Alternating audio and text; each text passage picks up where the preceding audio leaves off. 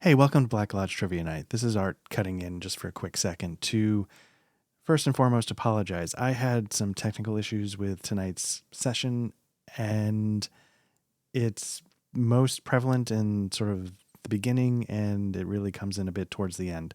I hope it doesn't impact your enjoyment too much. Thanks.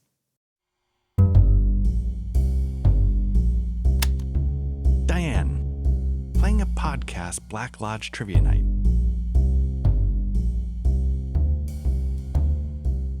All right, everyone, welcome back to Pathfinder, 2nd edition, or rather, welcome back to Black Lodge Trivia Night. I'm Matt.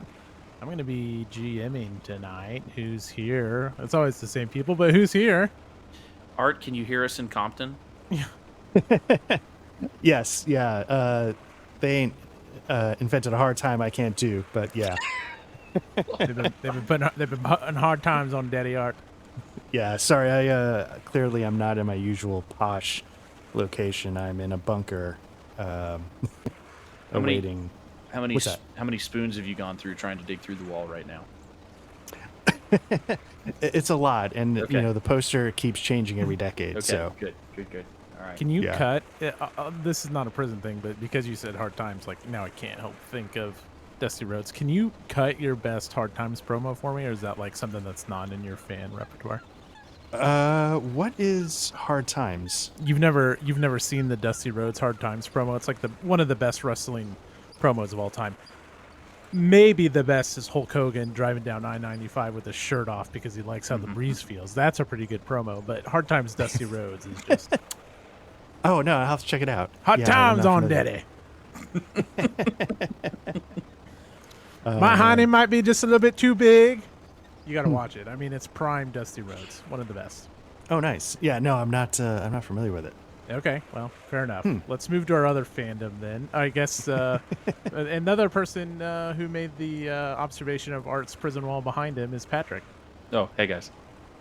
And yeah, we're playing Pathfinder tonight, but we are a Twin Peaks fan podcast as well, and we wouldn't be this show if we didn't fill some airtime with useless Twin Peaks knowledge. Art, I'm just going to assume you have some trivia. I don't. Wow. Do you have trivia? No. Give me one sec. I bet Patrick does. We're fine.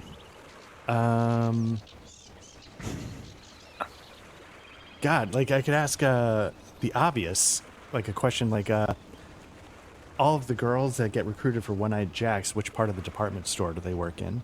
That's kind of easy. Isn't it? It's perfume counter, isn't it? Yeah. Yeah. Wow, way to give it away right there. Yeah. Let me see. How about this? How many children did Benjamin Horne actually have? 3? Yeah. Man, I guess that's not that hard either, right?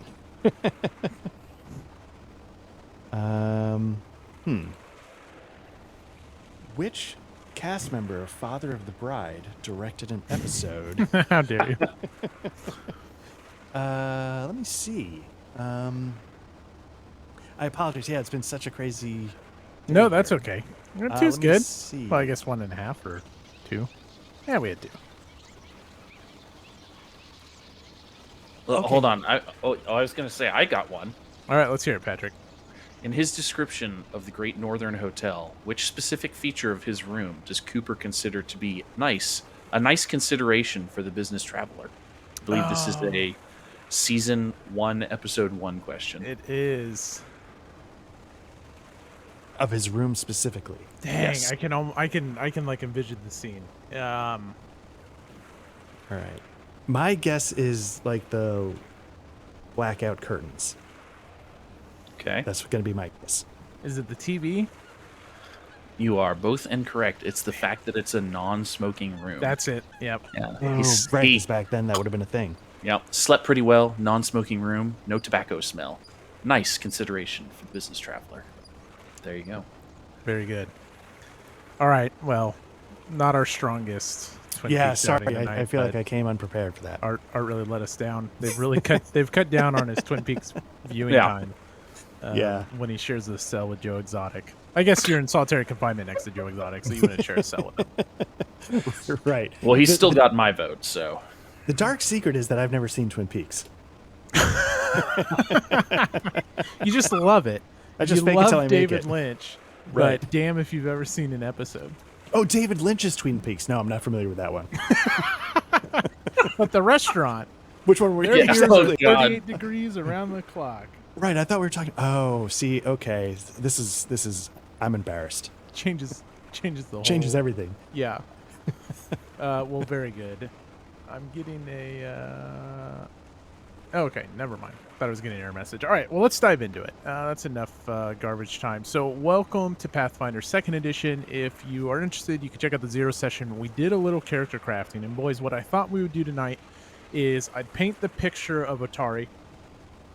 Just give you, I don't know, a dozen sentences or so about what Otari's like, just some background information, and then I had presented some questions online. You don't have to have answers for all of them, but just to flush out your characters and their background, their past, because if the concept is as good as we think, I want to see these characters continue on. We're doing the beginner box, but I think there's a lot of potential.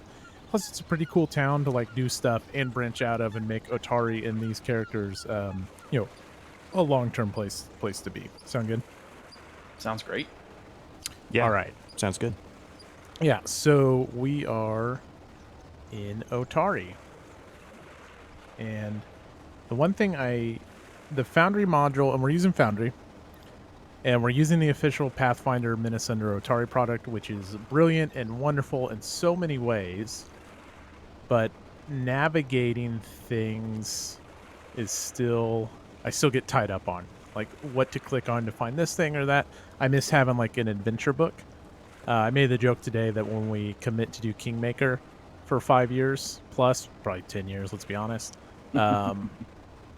Like if we do that, then I'm going to get the book and then have this, because I miss having the like physical thing to reference, but all the adventure is in here. Okay. Let's get it on. Otari is a thriving, diverse lumber town and trade port with a storied past and its fair share of sinister secrets. Founded by a group of adventurers over 400 years ago, the town has weathered attacks from kobolds and strange monsters, economic woes and windfalls, and cycles of prosperity and strife. Today, the town is a prosperous community and one of the largest settlements along the coast.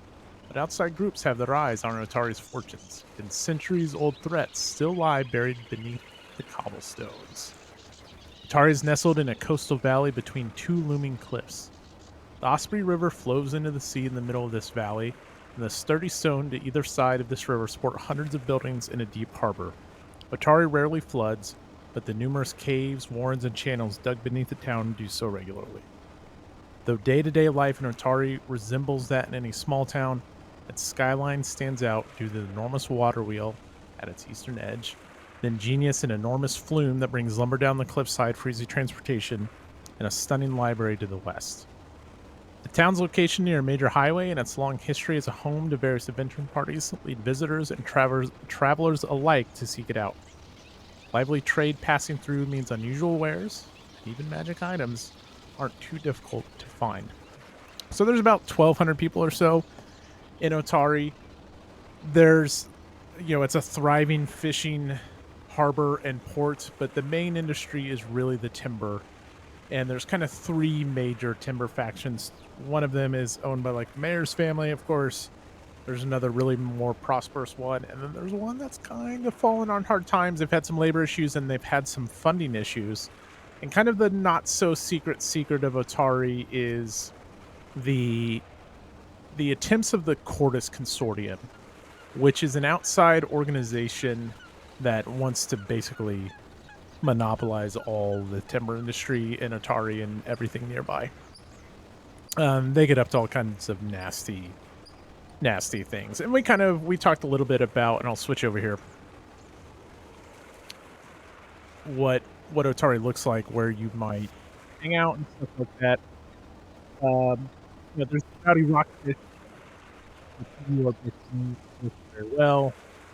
Tavern. Fishery. There's all kinds of stuff around and stuff. But nothing background information from me. Who would like to, one, introduce the character and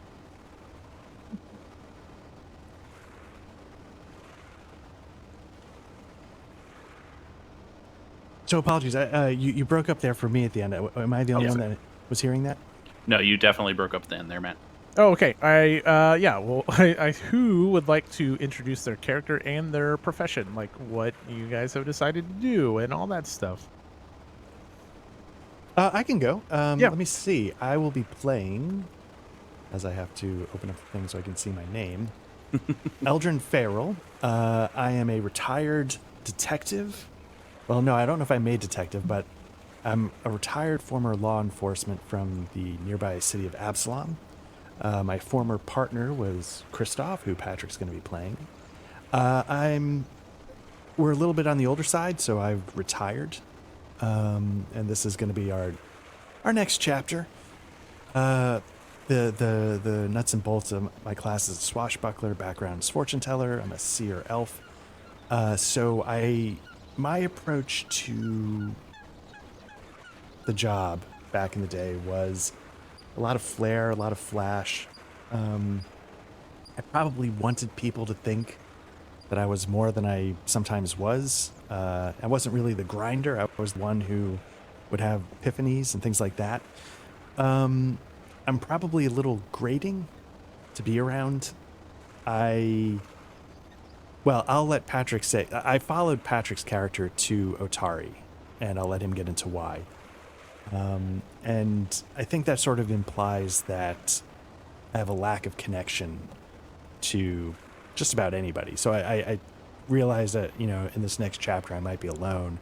And in sort of a desperate move, I was like, oh, I'll just follow him because that's what I was used to.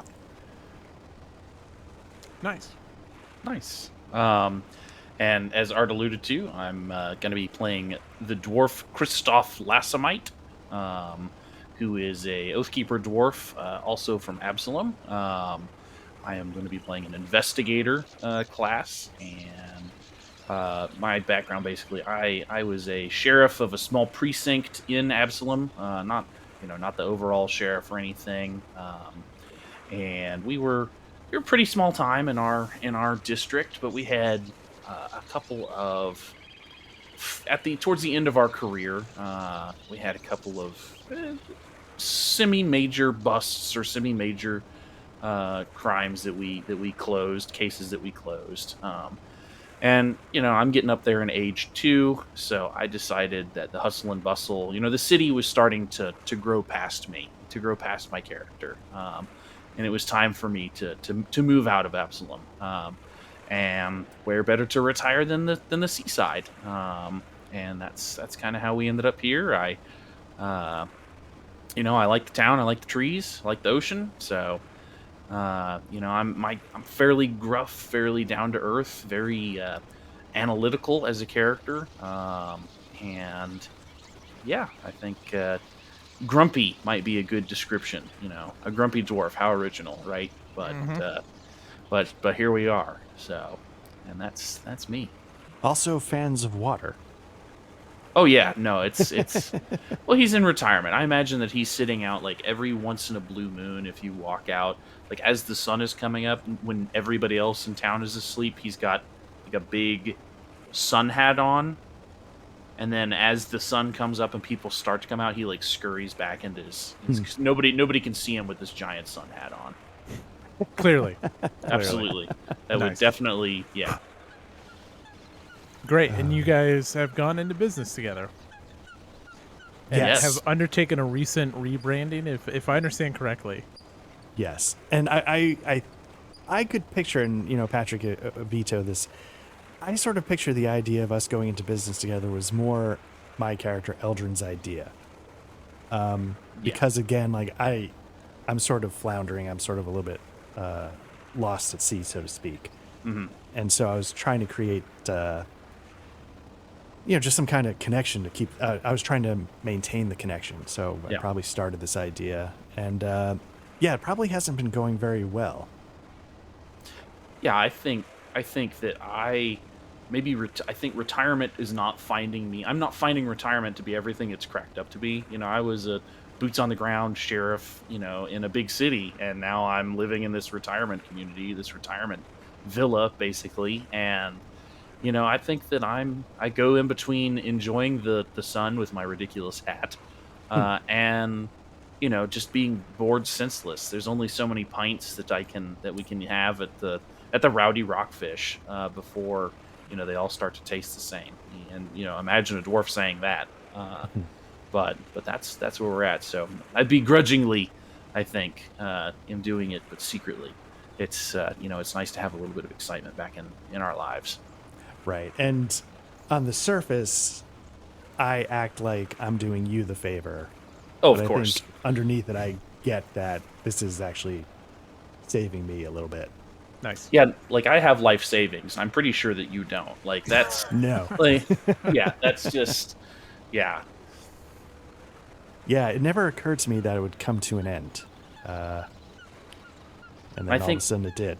I constantly ask, I'm like, you're like 600 years old, and you just didn't think to put anything away? Like, that never crossed your mind?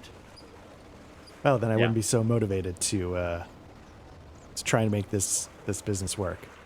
Mm-hmm. Yeah, and I guess we should say the business. Have we talked about the business here? I don't think we Nope. have. No. Go Okay, ahead. so the business is we are Otari's probably least successful detective agency. I don't know if there's any others, but business has not been good. And we named our business Case Logs. And thank you, Matt. That was a great suggestion. So good. And it just hasn't worked. So we thought maybe it was time to shake things up and see if we could generate interest in another way. And I think one thing we talked about was, what if we were psychic? Maybe if that's our spin, that we're not just your run of the mill. We actually have a little secret sauce that gives us the edge. It's not true, but No. Yeah. So Case Logs is Otari's premier psychic detective agency. it damn well is going to be, yes. I love it. I love it. Anything else you want to lay out about your characters before we dive in? Last time we talked about, I know you guys have a friend that you can find just about every day in the Rowdy Rockfish, the Shoney, the old salty sea dog, literally a sea dog. Anything else? I know, Patrick, you've got a close relation to your downstairs landlady, but is there anything that you think the listeners and my mom ought to know before we dive in? Art, I did ask a question. One thing I'm curious about, Patrick. I definitely, I can see your character, and I know I imagine what his attitude is. I mean, you said he's a grumpy Sure. dwarf, right? Yeah, he's a grumpy dwarf. Yeah. So, Art, in my mind, I have this weird blend of Sherlock and Sean and Art all in my head, and I don't like.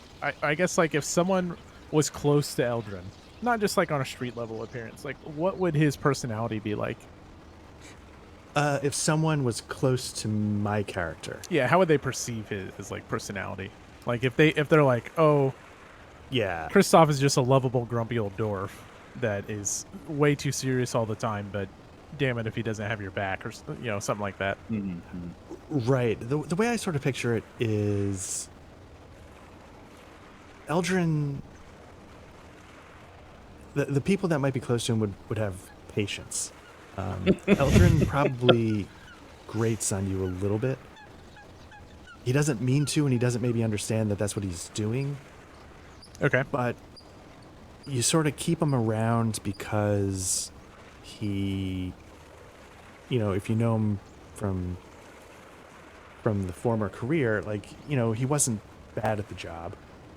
And he's one of those people that like is irritating, but fundamentally it's a good person under there. It's just okay, you got to put up with, whatever it is you got to put up with.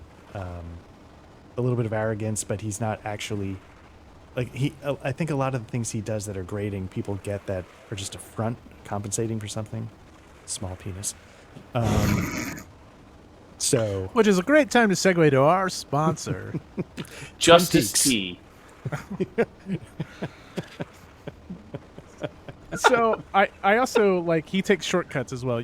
Oh, I love that drink pose. Like he takes shortcuts as well. Like Yeah. I think like maybe like I'm imagining like this vice cop that skirts the law a little bit, not in a way that like I think you still do good and you do the right thing, but you're not afraid of taking a shortcut to see justice. Yeah, little ends justify the means in a way that's probably not always great. Gotcha. It definitely drives Christoph crazy when you do that. Mention that Christoph drinks. I assume that Eldrin drinks as well. Has no problem pounding some ales. No, not at all. But, Okay. whatever Christoph drinks, I decades knowing him, I still can't convince him that he's not obligated to drink the cheapest, worst ale in the tavern. He's able to, if he wanted to, he could buy something a little better. If it ain't 2 pennies, if it ain't 2 coppers, then it's not. I want to be able to taste the feet of the person that made this. That's how you know it's good stuff. Well, Right. it maybe explains why Eldrin has no life savings. Probably. Don't have to drink champagne every night there, Eldrin. Caviar and champagne for every meal. Well, very good. So speaking of champagne, last night you two decided to go out, and it was a way too quiet evening at the Rowdy Rockfish. And so you ventured over to one of the hottest night spots in Otari, which, believe it or not, is the Otari fishery. And let's see, I'll show you this picture here. The nice thing about seeing art screen while we do this is I can confirm that like what I show you pops up. So Otari Fishery is a fishery and shipyard by day, gathering place for games, entertainment, and debauchery by night. Every night from an hour before sundown to an hour before midnight, Tamale Tandervale opens the ground floor of the town's main fishery to sailors, laborers, travelers, and, well, the likes of you, offering a comfortable and welcoming, if not a little rowdy, place to gather. It's a small menu of snack sharing plates and drinks while you play games and do whatever you do. And they run a bunch of contests and prize money for a bunch of different gaming tournaments and stuff that they do. But you decided to celebrate there last night. And this whole new business venture, a rebranding of case logs, and you're talking with these sailors, and you're like, "Say, have you heard of case logs?" And like all of them will be like, "No," even though. How long have you guys been operating in Otari with? Do you want to be? Maybe less than a year, or maybe a year. I was picturing more recent than not. Yeah. Yeah, so it's been a year. Your only clients have been Christoph's landlord. You guys helped repair a chunk of her fence. Then she hired case logs for that. And so you're celebrating. You're launching the rebranding, the all new, all us case logs. And things are going great. The drinks are flowing. You're laughing with everyone. And all of a sudden, you both wake up in booths in the Rowdy Rockfish the next morning. So it was a rough night. And despite its name, the Rowdy Rockfish is the quietest and quaintest venue in Otari. You wake to the sound of your friend. What's the Shoney's name? What's your dog friend's name?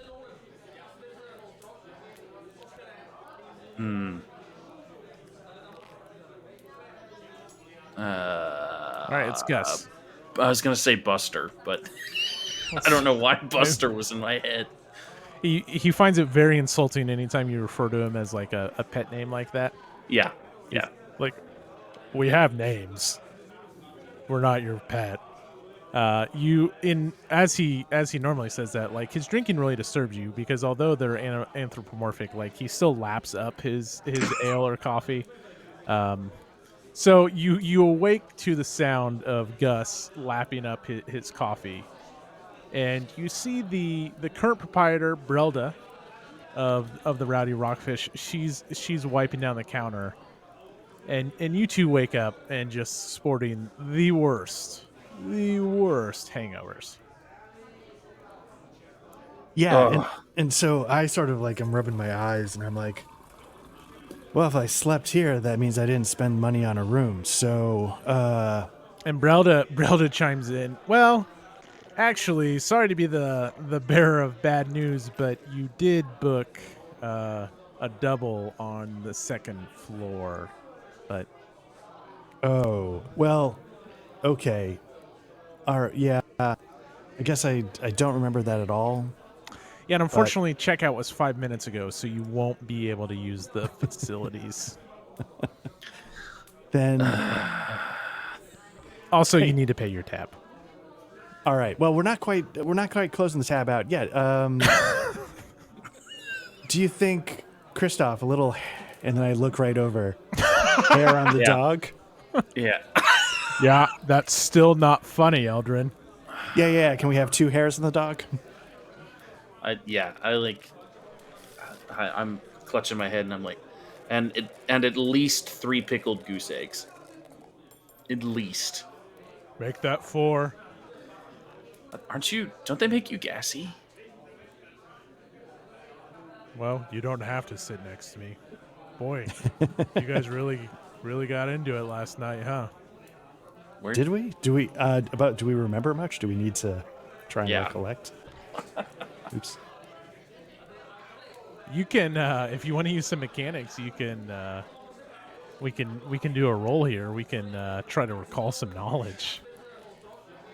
Sounds good to me. If you want, probably like a society recall knowledge is what I'm guessing. So like, there's different ways to roll recall knowledge. It depends on like what you're trying to recall. You can recall knowledge in combat. You can recall knowledge about kings and queens and all that stuff. But maybe society, I guess. I don't know. I'll take a swing at that if you're good with that. Yeah, and so there is mechanically, real quick. Mm-hmm. If you go to your character sheet, there is the action symbol, which is the diamond. It's the second tab. And on Art's character sheet, I dragged some basic ones over, but more importantly is you can like drag actions over, so you can like reference them as you need them and lock them on your character sheet. Okay. So it's just you're going to make a society roll against a DC, and then if you're successful, you'll remember some things. So this game, since we really haven't talked about mechanics, everything's based off like a DC system. So in combat, that's you can check against armor class. In other situations, like there's going to be some difficulty number and you need to beat it. You're rolling a d20. And if you exceed that difficulty number by more than 10, you critically succeed. If you roll a 20, it's not a guaranteed critical success. It increases your success 1 level. So let's just say the difficulty number was 22. I don't know if that would actually ever come up. And you rolled a 20. Well, that's a failure, but because you rolled a 20, you're going to tick up 1 level because you weren't higher than the 22. Okay, so that's kind of how the system works. So, who wants to try to remember last night? It's terrible if you want to give it a shot. Yeah, I'll say I'll look for clue as I'm looking around the room. I'll see if does he have a party hat on backwards? Look for weird details go around the room. Oh, great. Okay, no. So if you roll a 1, it works just like a 20, which is it decreases your success level. So if you had passed, you now fail. And Great. how I see this, Patrick, is it's like the Sean moment, like you clue in on a cue. And maybe both of you guys do this. You can tell me, but like it's like it starts to hone in on a clue that you see, and you start to see like a hint of last night, but then it clears up, and you just see Gus's like tail wagging back and forth, and you like kind of shake it off, and then you look over and you see something on the bar, and then as you start to zoom in on it to see what that reminder is, then you see the pickled goose eggs, and it's like you can't hone any recollection. Huh. Yeah. Yeah, I'll look at Gus and just be like, could you stop wagging your tail so loud, please? Thump, thump, thump, thump, thump, thump, thump. Yeah. I'm gonna get up and move to another table. He thumps a little louder, and eventually Brelda she brings she doesn't bring you any alcohol. She brings you a huge glass of water and large coffees, and of course your pickled eggs. And she heads back to the back room, and as you both sit there and try to process yourselves, and you're just like, you don't even want to open your eyes because the like dim morning, late morning sun, which I guess is now bright, it hurts. It hurts to open your eyes, and all of a sudden you hear. Imagine that, like, my head is down on the table, and I'll slowly pick it up and look around. Like, I'm looking at dwarf height. Do I see anybody around me? Yeah, at dwarf height, you look over, and staring you eye to eye, very chipper. Good morning. Oh no, that's not the right I was person. about to say, all right. he's got a really high voice. What was that one? Classic Damn chipper. it. Why is So while that? that's going on, the odor of the pickled eggs are just, oh god. Okay, I just trying to take a deep breath, trying to keep it down. I thought I wanted the eggs, but yeah, that pickled smell is really triggering something here. Hi, good morning. As you fight back your gag, and as It's not you. as Kristoff, you pair up, and you just have like the worst look on your face. Good morning. Tamerley. Oh, How are good. You remember. That's about as far back as I remember. Well, should we get right to it? Get right to what? Well, shouldn't you know? Aren't you the psychics? That's not how this works. Do Yeah, you know no. anything about psychics? Bluff. Yeah. Yeah, I'm looking at her, and I'm like wiping goose egg juice out of my beard. Like, this is, as my associate says, this is not how this works. We have an upfront fee. Oh, I know. We discussed all of that last night. I see. So the thing with being psychic is that we can see the future. We can't see the past. Oh, great. So you know what's in store for yourself. A little bit, but I need you for the matters at hand, and I'm just sort of rubbing my temples, like, why don't you just fill us in? This is really fun, but just, or Well, I think 20 I filled guesses, you in however you last want to do night. it. Yeah, I know you said that. I don't know if you can tell, but we drank a lot. Just gonna put my cards on the table. Oh, I know. We drank a lot together. I'm feeling chipper. Tamerley, did we write it down in a contract or something?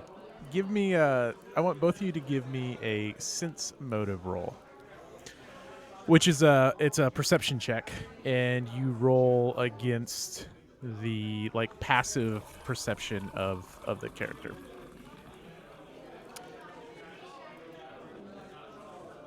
Perception. Okay, so it's just a straight perception front on the front, right? Yep. No modifiers. Here we go.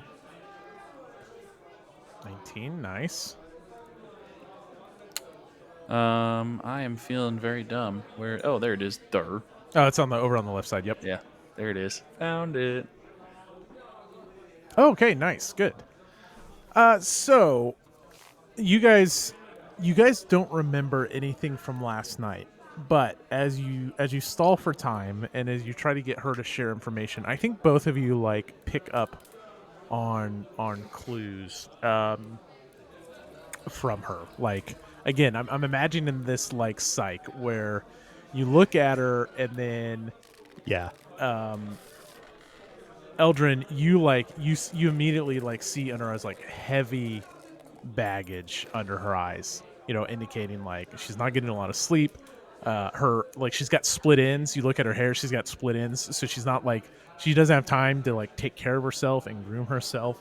I mean, she looks presentable, but she's like letting things slip. Yeah. Kristoff, you see like her hands are dirty. And maybe what you guys can like perceive from this again, because you are skilled detectives, is maybe things aren't going great at the fishery. And so she's starting to get a little bit like, maybe you guys aren't what you said you were.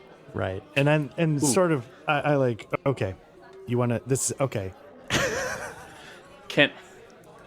I'll start and then Kristoff, but here we go.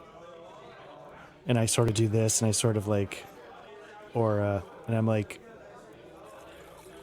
Yeah, and I just start stroking my beard.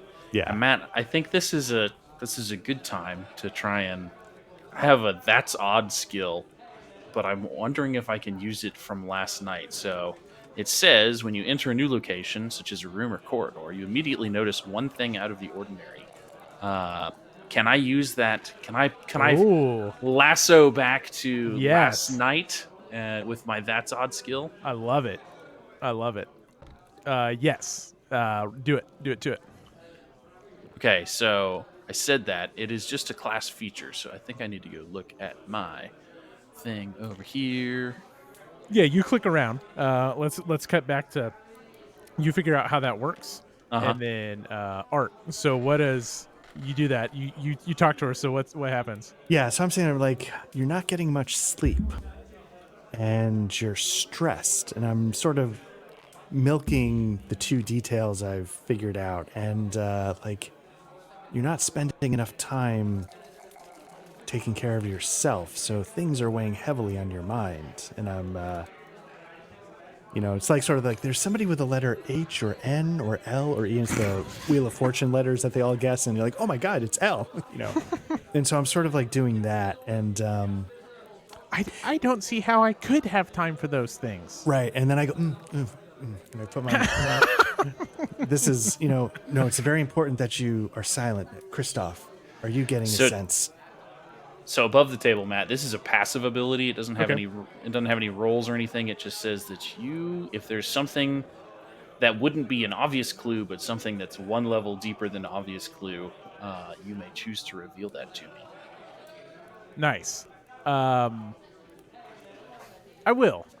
So you look at the dirty hands, and then what you see is you get a cut back to last night, and you see her dirty hands holding a platter. And you see that there's no fish. Oh my gosh. There's no fish on the platter, which is weird because it's the fishery. And you would think that they would be serving fish. And then it's hazy and you don't see the people in the background, but then you see her face as you kind of like focus, and she's like, you remember her last night saying, "Sorry, something keeps getting in the fish." Okay, as that all comes back to me, I'll take a pickled egg and like throw it on the ground and be like, "Oh, I remember.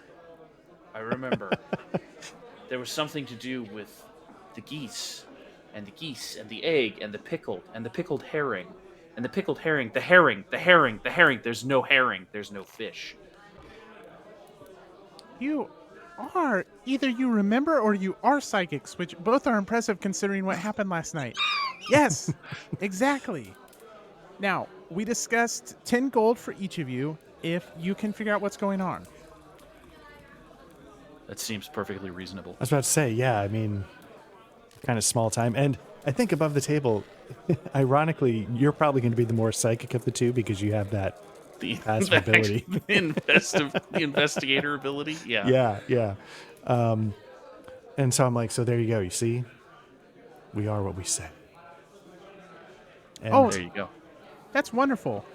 Real quick, our old 14-year-old dog is barking real quick, and I don't want the kids to wake up, so just un momento. no problem.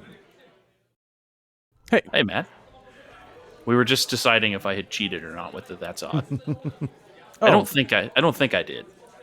But because it's you entered a study with a large example, you entered a study but seems suspicious. It's evidence so that you might the GM then says, "Oh, there's something suspicious about the desk drawer instead." Okay. Yeah. No, all right, that's so like I would like indicate like what for you to investigate as opposed to just saying like there's a gun in the desk drawer. Yeah. Like, Okay. yeah. Okay. Well, that's fine. But I like how that worked out with last night. So, Yeah. well, that's wonderful. So 10 gold pieces for each of you, and yeah, you'll venture down beneath and find out, and yeah, payment upon completion, right? You were Yeah. supposed to give us a map, I think, A map. to where we're supposed to start. You are so funny. I tell you what, dwarves have the best humor. I'm And not. she just kind of stands there. So, are you gonna get started?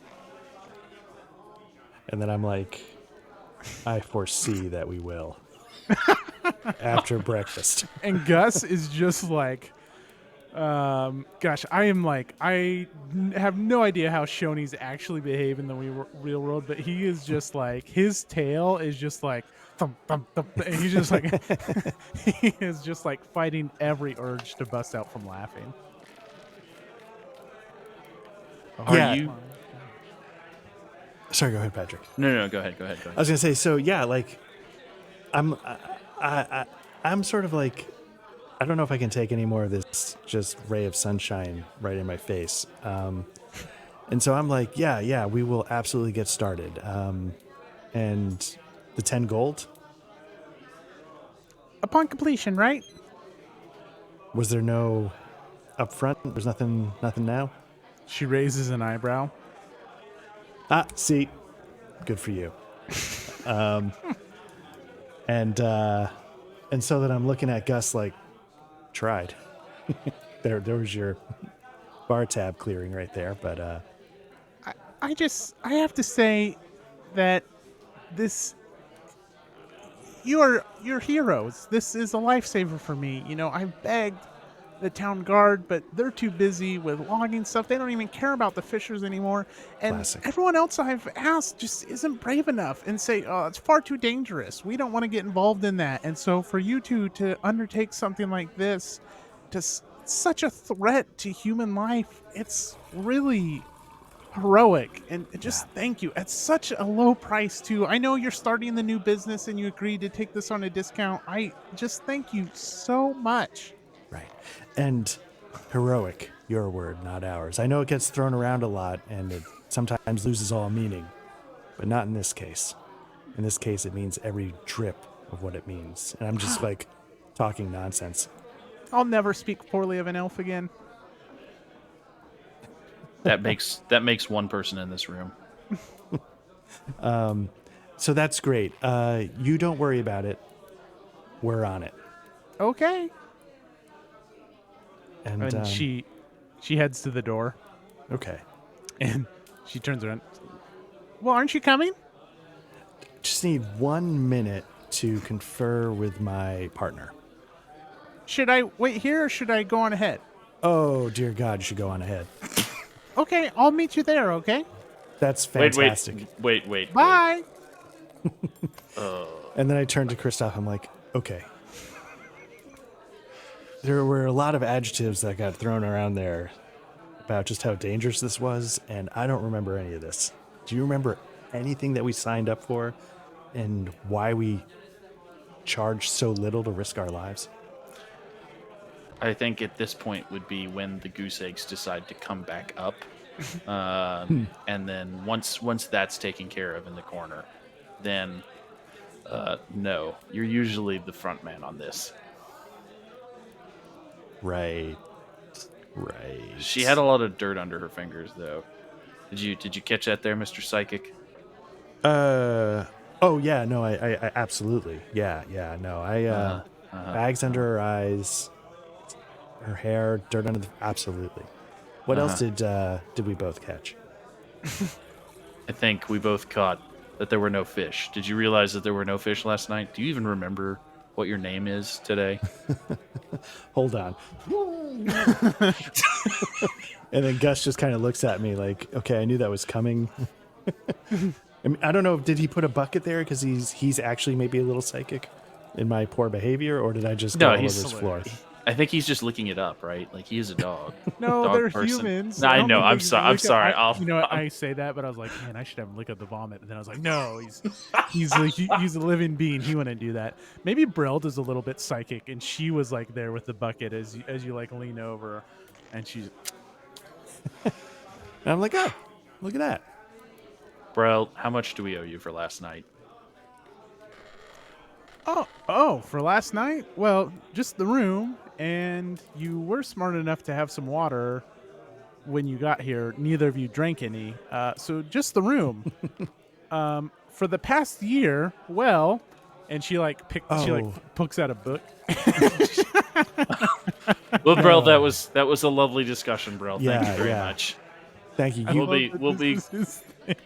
You hang on to that book. That book is precious. But we've got a case to solve. Thank you. Yeah, and I heard you decided to take it at a discount. No. That's just the front payment, I think. Well, best of luck to you. Shouldn't do you be you going? remember what we were supposed to do? Well, Mr. You heard we Psychic, took it at a discount. What else did we do?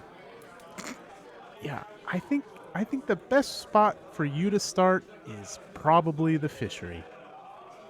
And then I noticed, Christoph, you're not writing this down. Mind like an iron trap. Oh, that's mighty presumptuous of you, or bold of you to claim. Yeah, there's no fish at the fishery, right? How much fish have you had lately? Well, things have been a little scarce, but you know me, I'm a vegetarian these days. No. If I asked you for a plate of shrimp scampi, would you be able to provide me with a plate of shrimp scampi? Yes, but I've heard they've been having some troubles. Who's speaking? Who's spreading this? Who's rumor mongering? Or is it the fishmongers? Tamily, your client, has told all of us about her troubles at the fishery. Oh God, she's our client. Yes, that happened this morning. Steel trap. Thank you. I appreciate that. I appreciate your honesty. And she goes to one of the tables next to you guys that has the chairs up on it, and she starts taking them down so noisily. Thwap! It's the next chair. Thwap! Brelda. Could you're between you and Buster over here with his tail. It's been a morning, okay? And she gets really solemn, and she goes, and this is sad and tragic, but she does the mom thing where she guilts you every morning's a morning without my Lazda. And then she heads back to the back storeroom. You guys both know that Lazda was the previous owner of the Rowdy Rockfish, and it was actually her son who has disappeared without a trace. And this has been a thing. You both have tried to look into it. There have been no leads. She's been here a few years, I would say, maybe. And this is really you guys have heard that line so many times. So it is tragic, but it's also the mom thing of it's like the SNL sketch getting all horned up for pizza when it's I don't want pizza anymore. I understand. Well, so she heads to the back. So it's just despite the noise, maybe there's some other patrons over there, and Gus is flipping through the Chronicle, and then it's just you two. At separate boosts, because remember, one of you got Yes. Patrick, your character got up and moved, so this Yep. all happened at separate booths. Is there still pickled goose egg all over the floor too, or did No, Gus? Brelda picked it up. Okay, She all right. cleaned it up. Eldrin, I'll get up and waddle over that way, shakily, because obviously I'm still just a little drunk. Mm-hmm. Eldrin, I think if we're gonna find out where we're going, we should probably catch up with the loud one. Yeah, that makes sense. And Your legs are longer than mine. that is very true, detective. Sheriff, it's okay. Sure. Right. I'm the detective. You're the sheriff. Yeah. Right. Yeah. Right. Okay. Yeah, but we're both psychic, I think. Well, so above the table, like, I know you're uncomfortable lying. Right? Yeah, I don't know if I would. That is very true. I don't know if I would partake in your chicane or in your charlatanism. Right. That's why I thought it was interesting that you might actually be better at the charlatanism. Yeah. But I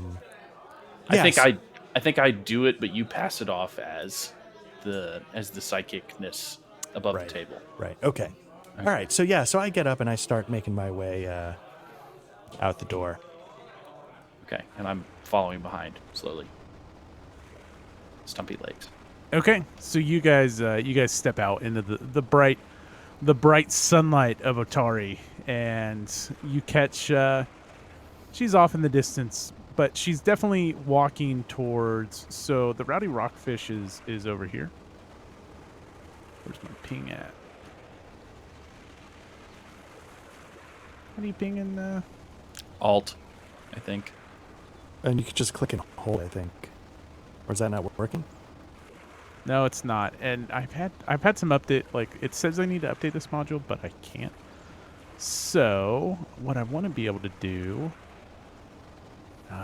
Can I show the bookmarks on the screen to you guys? There might be a way. Yeah, you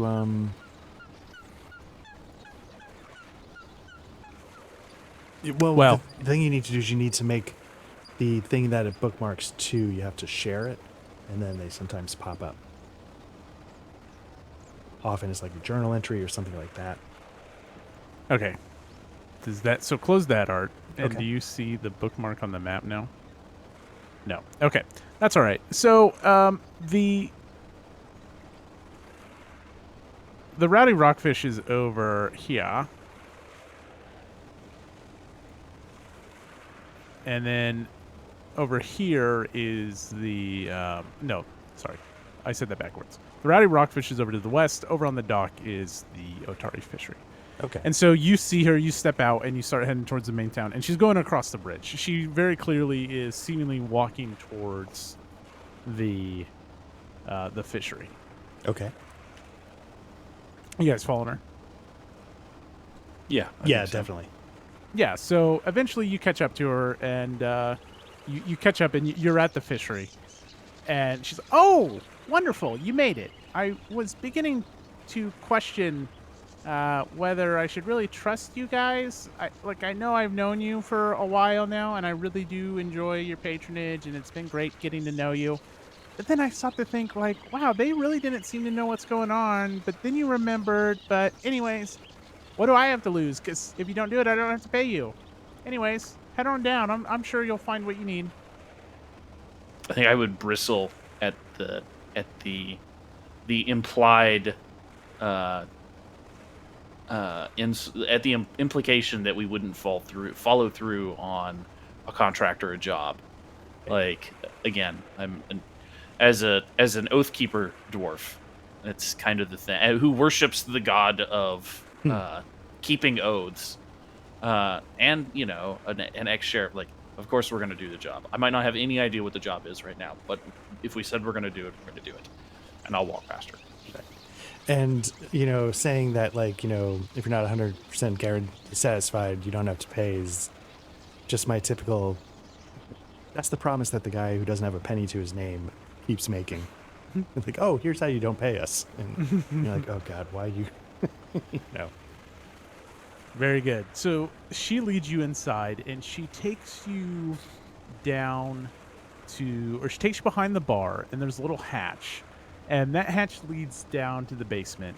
And she goes, well, I'm sure you understand. I will be shutting the door behind you, of course. You'll see the basement down there. Good luck. Totally understand. Absolutely. And then as soon as the door closes, like, oh my God, what? What are we doing? Is any of this familiar to you? I mean, we're underground now, so are you really asking the dwarf? Yes, I get. Okay, I get it. You're a dwarf. No, I mean, I'm gonna put my hand on the wall and be like, the stone. It's good. And then my character's like, okay, you're messing with me now, right? And I'll look at you very seriously. I'm like, a dwarf does not joke about stone. This is solid stone right here. It's good rock. Pat the wall. And some of it like crumbles away. Like it's old and the salt water has obviously made it not good rock. Yep. Good rock. The stairs leading into the basement creak as you make your way downstairs.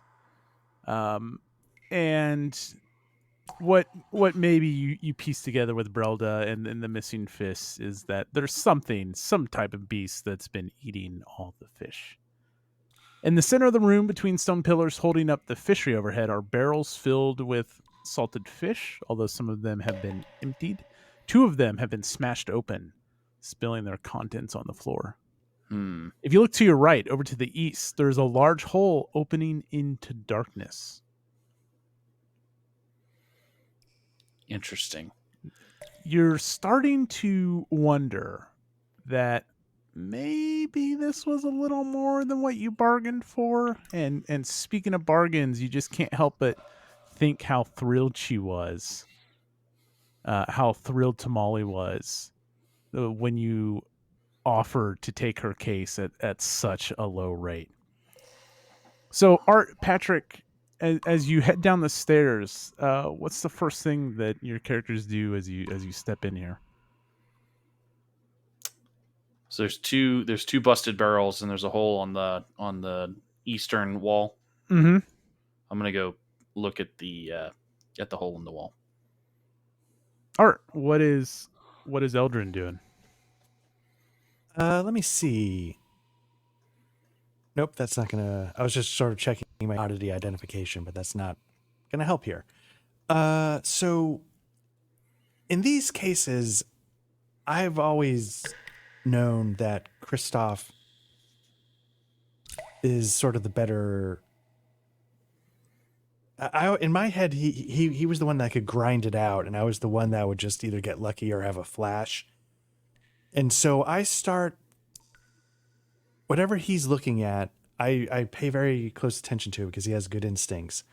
But then I know that for my process, I need to have something jump out at me.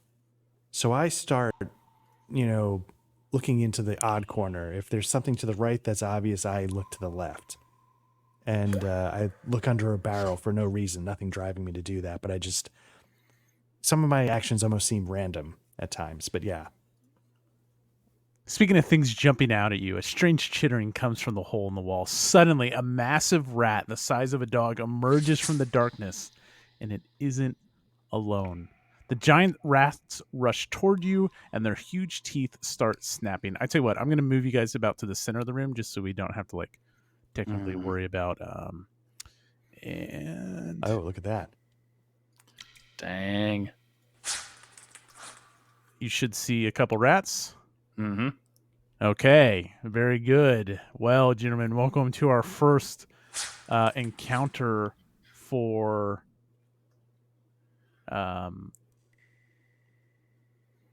Pathfinder. Nice. And so what we need to do is roll initiative. Okay, I can do that.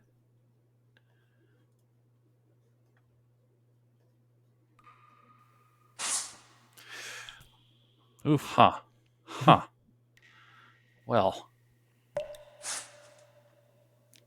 That's for the audio listeners, that's the third natural one I've rolled tonight. All right, so the rats will be up first. They rolled a 24. Oof. Great. So real quick, there's some really cool things you can do in Foundry. You can select your token and then hover over like a rat, and you can hit T, and that'll make your target. And so when you're up to like do a strike or whatever, it'll automatically like calculate their armor class and and I can check that stuff. But this has like a built-in targeting thing if you want to when it is your turn. And I think you guys have your cheat sheet of actions you can do in combat. Most of the time, you're going to be striding, which is just moving, and striking. You can also step, which is you move 5 feet without an attack of opportunity or something like that. Attacks of opportunity are different in Pathfinder. It's like every 5 feet you trigger a new one. It's not just like right when you move past them or anything like that. So stepping, striding, striking, and using your special abilities are the main combat actions, but you can do things like recall knowledge and to try to like learn more about the creatures and see if you know anything about them. So the rats are up first.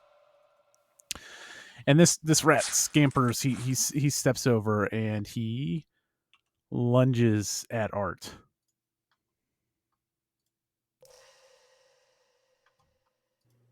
Oof. Yeah. So it says, I think it even shows that their target is Art's character, AC 17, result hit +7. Oof. So I roll. And he chomps down, he jumps up in there, and like you're just thinking like, when is a clue gonna pop out to me? When is a clue going to pop out to me? And certainly enough, a clue pops out to you because this thing bites down on your arm.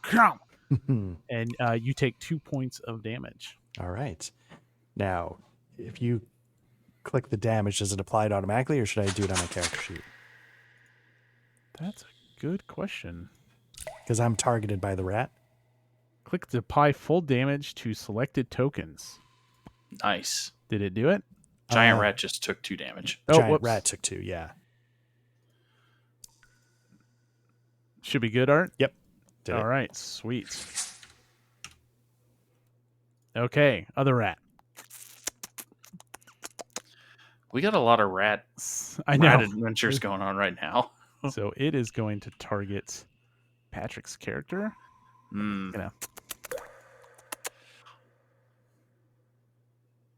A miss. Nice. Okay, so over to Art. Art, you have 3 actions plus a reaction that you can bank in combat. And so at the start of every turn, you drop all your old stuff, and you get a fresh set of 3 actions and your reaction. And so if you're looking at your cheat sheet, 1 action is a diamond, a free action is an empty diamond, 2 diamonds costs 2 of your 3 actions, and the 3 diamonds, that takes 3 of your actions.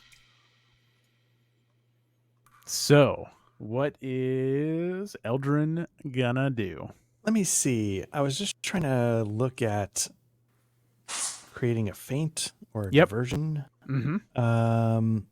So I'm within melee of the target I'm attempting to feint. What I'm going to do is I'm going to sort of the arm that it just took a bite out of. I'm going to sort of hold it out there as like bait. Okay, nice. And see if I can get it to jump. And if it jumps, I'm going to try and... Oh, no, crap. I gotta ready to sword first. I got to draw. So first step, I'm going to draw my rapier. Nice. So I got to do that. So that's 1. Mm-hmm. Then feint is going to be 2. I'm going to, you can see the symbol right here, I guess. I'm going to hold my arm out trying to get it to bite. Okay, and I believe that's a roll. I believe that's a... It's a deception check against your target's DC. Here we go. Not great. 13. So as you try to like pull away, it's just kind of like staying on your clothes. It's not really like looking up at you. It just like almost like a chew toy with a dog. Okay, I guess with that, then I would. It sounds like I didn't quite get the feint to go, so I'm just going to try at that point, I'm just going to try and like hit him with the sword, hit him with my rapier. Okay.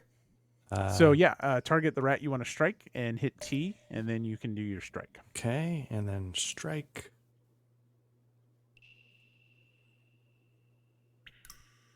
Still not great. 6. Totals of 12. Oh, yeah, 12. That's a miss. It's a whiff. All right. All right, Patrick, what is All right. Christoph doing? So I believe I'm going to do a devise a stratagem. I want to make full use of everything. Sure, absolutely.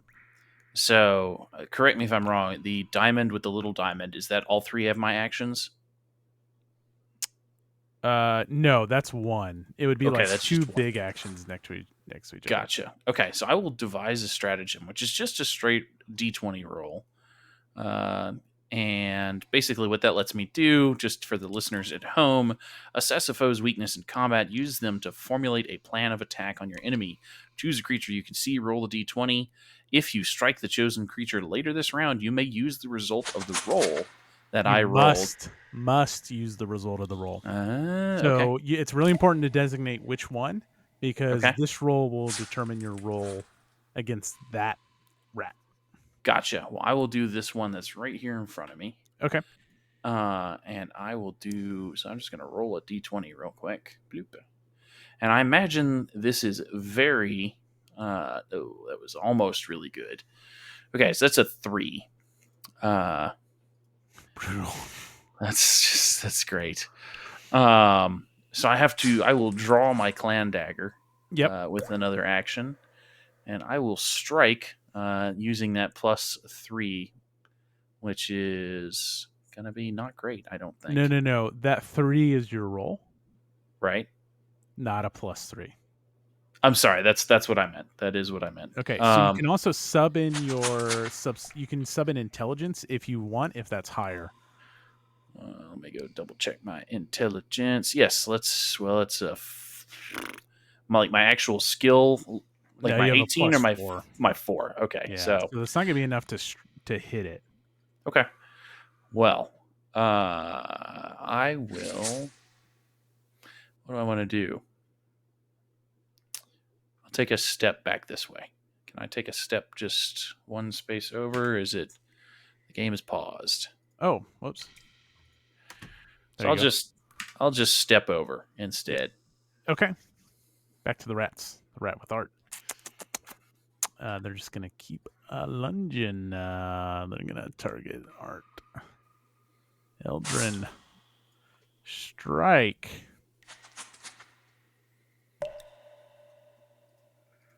Okay, so now you're pulling your arm around like a chew toy, and it comes back to bite down again, but you pull it back. You whip it out.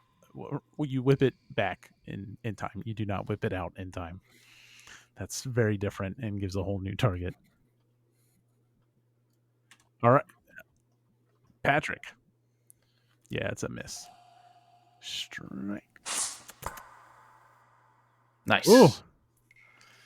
It tried to bite down on you, and as you step aside, it whips its like thick bottom up at you. It tries to like booty check you.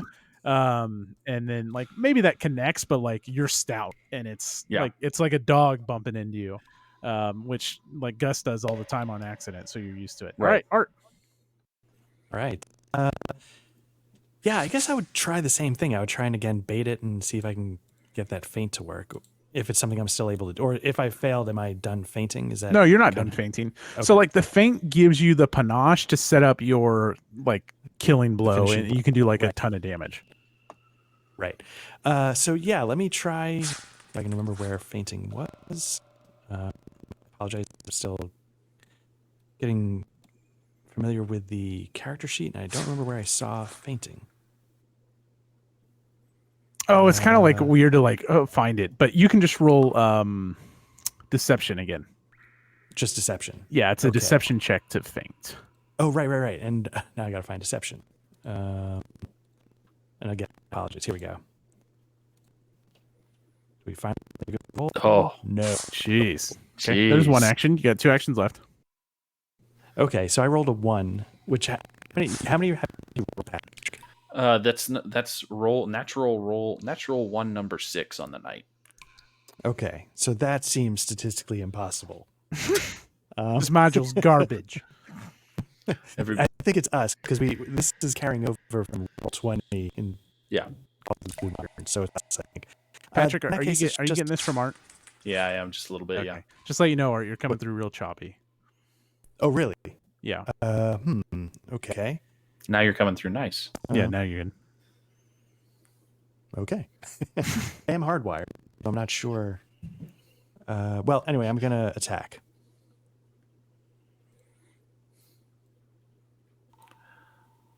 Nice. And so real quick, so you still have another action left. I mean, you can go ahead and roll your damage. This is obviously a hit. You can attack again. It's a multi-action penalty. So if you do the same thing twice, you get a -5. So you could attack. First time you do it, no negative modifier. Second time you're -5. Next time you're -10. So like you can like try everything you can to hit it. But roll your damage, sir. Okay. I assume it's not a critical, right? It's just an option there to have it there. That's not a critical. You would need a 25 for a critical. got it. Oof. Okay, so if you hover over the rat you were targeting and then just hit the damage, it'll automatically fly it. Oops. Oop. Nope. Just did it to myself. Did you click the rat? The rat's targeted. No, did you click on it? Like, click it and then Yes. hit damage. Weird. Okay, let me just do it. Okay. All right. Giant rat takes a damage. Christoph. I'm gonna do the same thing again. I'm gonna continue to Sherlock Holmes this rat until I kill it. So I'm gonna do another devise a stratagem. Let's roll this d20 and see what I get.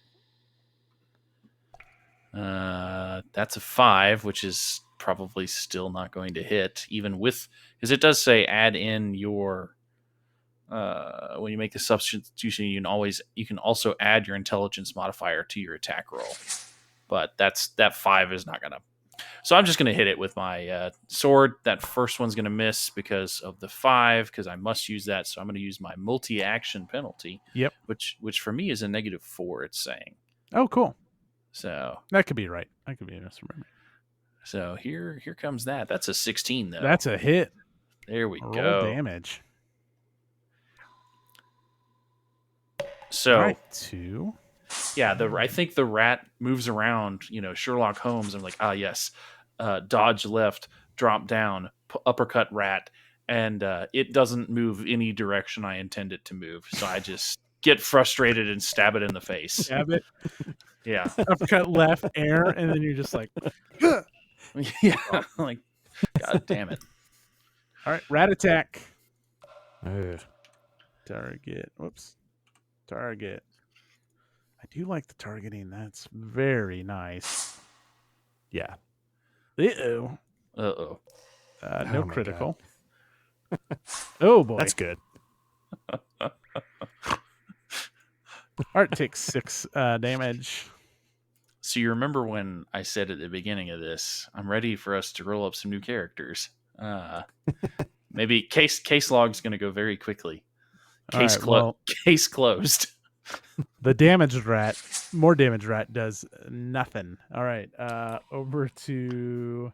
Well, I did tell you I would give you like a friend to like help balance out some battles.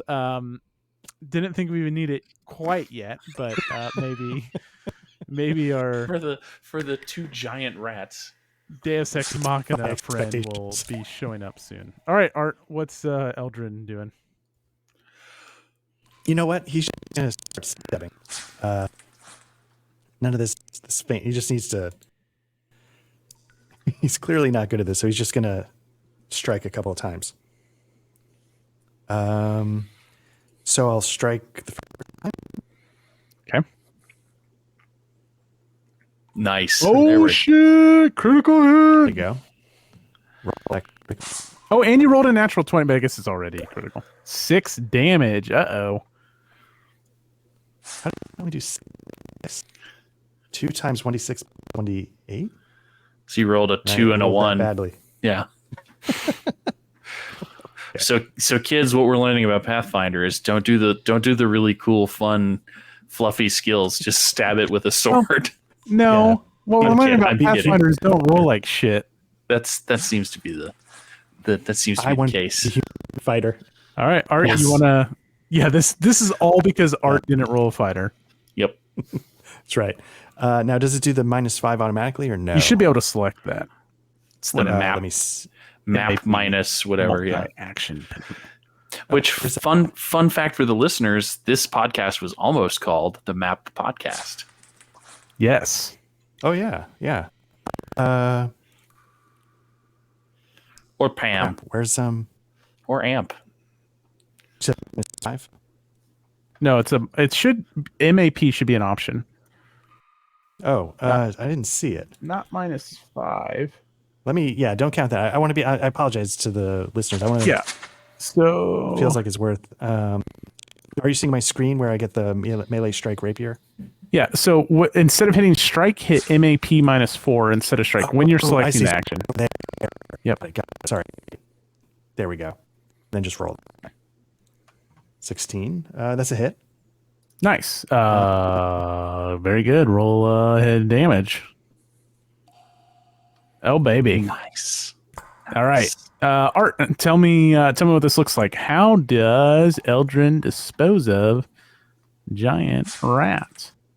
So it's one of those things where the first strike, I'm like, you son of a bitch, and I put it right between his eyes, and then I realized it just kind of slides off his skull, and then I'm like, ugh, and then not expecting anything, second blow, and it happens to go like right into its side and skewers it. And I was like, oh, all right, I'm expecting that. That'll work.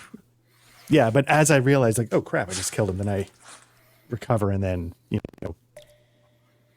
flourish the rapier a little bit, as if it was completely intended. All right, Patrick, over to you, sir. What is Christoph doing? I think when Christoph, I'm gonna take a pivot here. When his investigative abilities fail, he's just gonna wail on it. Like he's like, I don't, I'm so used to being the one to see the weaknesses in these things, or uppercut, left, dodge, dispatch, look cool. No, he's just gonna wail on this thing with his clan dagger. So, and that'll definitely be a wail right there. Oh yeah, 23. Not quite a critical. Nice, 2 damage. Sweet. So another 3 there. And he'll do it again. He's just gonna. We're getting a little bit of that dwarven. Okay. So, wow, this is really nice. So because you have the -5 penalty, it makes it he rolled a natural 20. Okay, which is normally +5 from your dexterity. Mm-hmm. You're then subtract 5 because of -4 because of multi-action, which puts you at 21, which is not 10 higher than the armor class of the rat. But because you rolled a natural 20, that makes it a critical hit. I love it. So let's go with the critical. Let's wail on this rat here for 6 damage. Oh, that might be very Excellent. good, gentlemen. All right. So might have to think about how we use healing potions until our friend Don't you comes dare on. take it easy on us. We have to save those healing potions for at least 10 levels from now and forget that we have them. Yep, naturally. Okay, gentlemen, we will wrap here and we'll kick off next time with what your heroes want to do next. But awesome. We are finally underway in Pathfinder. Good stuff, man. I'm really excited about this. Yep, me too. Very good, folks. So if you want some more Black Lodge Trivia Night, you can find us on YouTube or wherever you listen to your podcasts. We'll be back in I'll say a few weeks, just because our August schedule is a little bit wonky. So we'll just be down a player, down a GM a couple weeks here in August. So the content schedule will be a little bit different. I think it's going to be about a month till we're back to Pathfinder. So just as we get familiar with it, we're going to take some time off so we can forget it and learn it all again. Love it. And then same thing with Patrick. We'll be back to Call Cthulhu Scratch sometime when all our schedules permit. In the meantime, we'll still have two hosts doing something, either shorter sessions or we have some other content we want to put out. So we're all on the twats and all that stuff if you want to find us. Anything else? Yeah, that sounds good. Subscribe to us on the twats and on on the taints. On the X. Oh yeah, I Twitter. forgot Right. it's X now. Is it X now? Yeah, I haven't X marks the. Never mind. X gonna give it to you. Nice. Yeah, hey, if you found this and you like this, tell a friend. Go subscribe to us on YouTube. Leave us a comment. Yeah, Mom. Tell Dad. Yes, very good. All right, folks. Thank you. Bye, guys.